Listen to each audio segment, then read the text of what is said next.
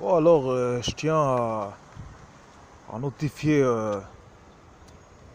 deux, trois choses, hein, histoire d'éclaircir certains points. C'est-à-dire que, bon, ici en Israël, hein, outre les, comment on dit, outre les, euh, voilà, outre le côté social où on voit que la langue arabe, elle est omniprésente, d'accord? Et bah, comme on a vu, hein, tous les documents administratifs, les billets de banque, les bus, les ci, les ça, il y a écrit en arabe et en hébreu.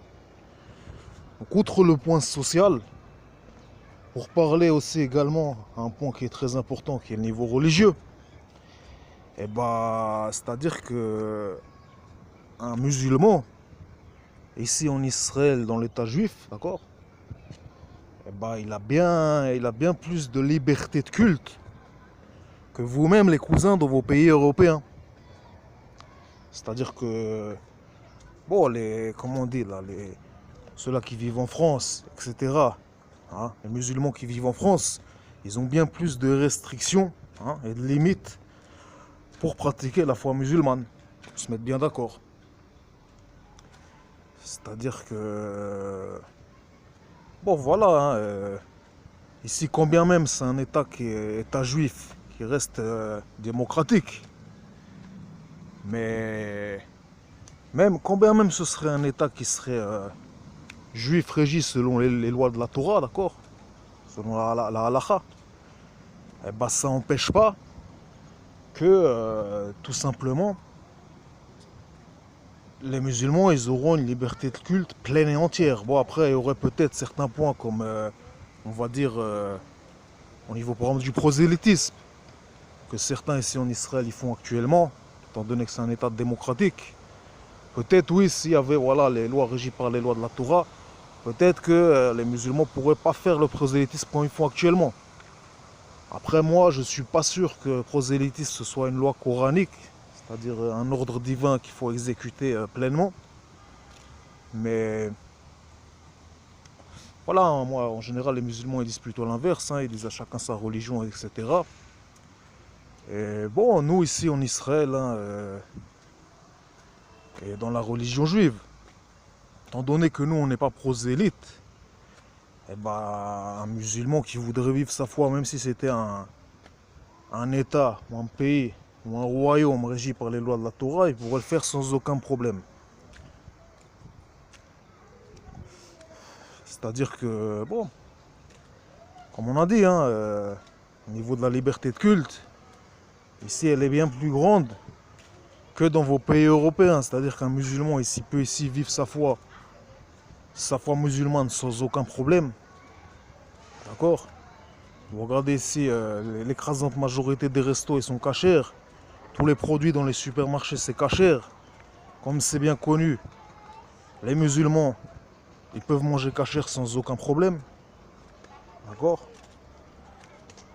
Et bon voilà.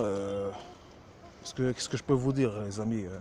Vous voyez ici par exemple les femmes walaises n'ont aucun problème à que ce soit à traîner dans la rue ou à avoir des postes dans les endroits administratifs, les restos ou autres. Contrairement en France, hein, j'ai envie de vous dire, où là-bas il y a un petit peu plus de problèmes à ce niveau. Pareillement au niveau des minarets. C'est-à-dire que ici en Israël, eh ben, vous pouvez entendre l'appel à la prière tous les jours. Ça ne dérange personne. Étant donné que nous, dans le judaïsme, on reconnaît que vous, les cousins musulmans, vous êtes dans le monothéisme. C'est-à-dire que vous et nous, on prie le même Dieu. Donc bien évidemment, on a dans les prescriptions divines, on a comment on dit, on a quelque chose qui diffère, etc. Chacun il a ses législations. Mais sur le fondement, sur la base, vous n'êtes pas une religion d'idolâtre. C'est-à-dire que voilà, on vous reconnaît dans le monothéisme sans aucun problème. Donc à partir de là, comme je vous ai dit, quand bien même ce serait un pays qui serait ici régi par les lois de la Torah, eh ben, il n'y aurait aucun problème avec vous. C'est-à-dire que personne ne vous forcerait à devenir juif et personne ne vous enlèverait votre foi musulmane. Donc vous pouvez continuer tranquillement à vivre et à respecter votre propre législation, tout simplement.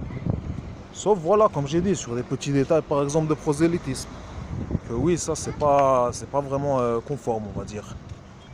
Mais globalement, hein, voilà, un musulman, il a bien plus de possibilités de s'épanouir et de renforcer sa foi musulmane ici dans le petit état juif que là où vous-même vous vivez, dans vos pays européens.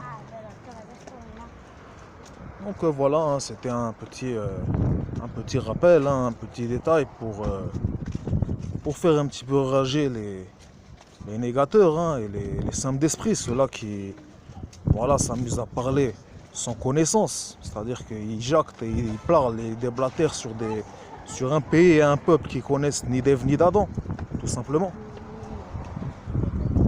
Et bon voilà, hein, les amis,